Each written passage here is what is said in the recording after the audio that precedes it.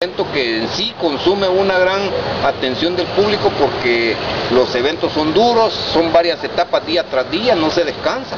Hasta hoy que ya la Unión Ciclística Internacional decidió poner un día de descanso cada 7 días y lo importante era que la gente quería ver si la gente que sacaba, los ciclistas que sacaban tiempo en las primeras etapas eran capaces de mantener ese ritmo de marcha hasta el final, cuando comienzan las altas montañas y todo eso. Eso fue lo que le dio esa imagen de dureza a la vuelta. Y así la primera vuelta a El Salvador se corrió en 1964. Esos son datos bien importantes porque Guatemala nos lleva cantidad de años de adelanto y fue ganada por un chapín justamente. Se llama, está vivo aún, se llama Armando Paniagua, que en ese tiempo era de la Selección Nacional de Guatemala. 1964 fue la primera vuelta a El Salvador y duró 5 días.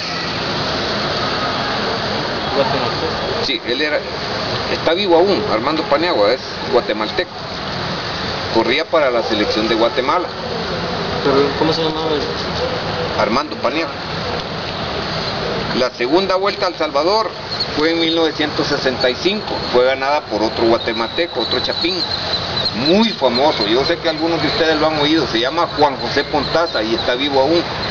Y él estaba compitiendo para un equipo de mucho dinero, no era la selección, se llamaba Chelane, era de los que fabrican el gas, Chelane, ese era el equipo que lo traía, un equipo muy fuerte en términos de dinero y se lo llevaron a correr a España durante un año.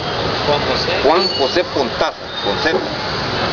Él está vivo aún, yo fui a una vuelta de sub-23 en 2000 y estaba ahí en Guatemala y tenía una afección en el corazón porque comen mucho, después de competir comen mucho y les gusta chupar, ¿va? Y entonces había desarrollado una lesión en el corazón y lo tenían que operar, eso fue en 2000, pero después lo operaron y salió adelante, ahí andaba, un anciano ya va, pero en esa época era la Maritus Conchas, era el mejor ciclista de Centroamérica.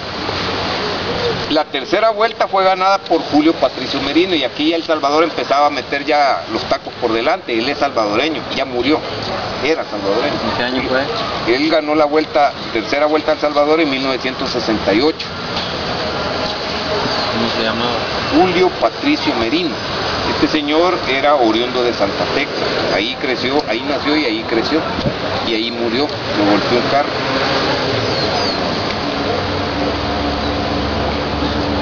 Un comentario adicional a eso, esa vuelta de 1968 tuvo relación con los Juegos Olímpicos en México de ese año y esa vuelta sirvió también como para ir sacando la primera representación en Juegos Olímpicos de ciclismo de El Salvador, fue en 1968 y de eso sí tengo los nombres. Ese equipo estaba integrado por Francisco Funes, el Pato Funes, estaba por Juan Francisco Molina, Arnulfo Miranda, David Arnulfo Miranda, que ayer corrió a la par mía, ya es un señor, pero ahí anda todavía. Mauricio Bolaños, por Roberto García y por Óscar Portillo. El Pato Funes es el dueño de Vice City Center. ¿De Vice City? Vice City Center, de los dos, Vice City Center y Pato Deportes. Y el Pato Deportes, el que está ahí en el centro donde los he mandado a comprar cosas. Él es el dueño de ahí. Sí, correcto. Y es un señor, va, de pelo cano, pero se han mantenido porque el deporte los ha mantenido sanitos. Luego les quiero hacer una recuenta así un poco rápida, que entre 1971 y 1972 se corrieron las primeras vueltas juveniles a El Salvador. Yo tuve el orgullo de correr esas dos vueltas, son las únicas que se han corrido masculino, 1971 y 72. Ese año no hubo vuelta mayor de ciclismo masculino, sí se corrió esa juvenil, que el tope de edad eran 18 años, mayores de 18 años no podían intervenir, y tuvimos la fortuna de que una de esas dos vueltas estuvo muy disputada, muy cerrada la lucha, por un guanaco de nombre Orlando Munguía, que ahí anda todavía también, está vivo, Orlando Munguía papá.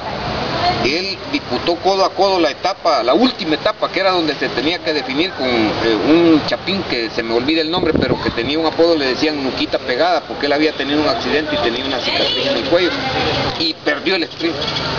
La llegada fue en San Jacinto, así que fue un guanaco que le puso mucho nombre al Salvador ese año, 1972 fue eso. En el 71 fue un chapín que la ganó, pero no recuerdo ahorita el nombre. Así que prácticamente la Vuelta hizo una estación en 1968, la Vuelta Internacional, porque en 1969 hubo una Vuelta a El Salvador a nivel regional, solo nacionales. Hasta 1968 era centroamericana, porque invitaban de varias partes, incluso de México. Otra cuestión que también hay que tener un detalle importante, ¿va? El velódromo donde nosotros estamos sentados ahorita, lo construyeron en 1977 para los terceros Juegos Centroamericanos nada más. Los terceros Juegos Centroamericanos. Y fue construida acá en ese tiempo esta era una cancha de fútbol que se conocía como el Polvorín. Y decían que le habían puesto el Polvorín porque del otro lado tenemos un cuartel. Y decían de que hay un túnel que conecta el cuartel con esta zona y que aquí era donde se guardaban las municiones de ese cuartel. El sitio donde se guardan las municiones de guerra así se llama, el Polvorín. Entonces, por eso le habían puesto el Polvorín a esta cancha. En el 77 los arquitectos que puso el Comité Olímpico decidieron darle forma a esto, para que tuviera todas las medidas reglamentarias de un velódromo con las técnicas del momento, de 1977. Una cosa bien importante, en esos Juegos Centroamericanos hay un señor que ahorita es nuestro vicepresidente, se llama Ismael Villacorta, y él fue la medalla de plata del kilómetro individual de esos Juegos. Es un detalle bien importante porque son atletas que le han dado prestigio a El Salvador y por alguna razón han quedado así como perdidos en el olvido, que eso no debe de ser, pues. Él fue medalla de plata en el kilómetro individual y medalla de bronce en la persecución, en los 4.000 metros persecución por equipo. Así que una persona que tiene bastante raigambre deportiva, que no lo dicen porque tal vez la misma, ¿cómo se llama? El decoro. Sí, que uno trata de mantener las cosas en silencio, pero la verdad es que hay unos detalles que sí es necesario que los recordemos porque son héroes del deporte que de alguna manera le han dado prestigio a este deporte que es el ciclismo.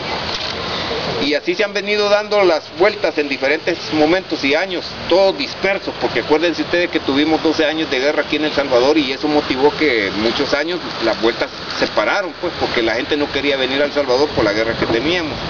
Y fue hasta 1994 que se corrió la 23ª Vuelta Ciclística a El Salvador, ahí paró, 1994, esa fue la 23ª Vuelta Ciclística a El Salvador.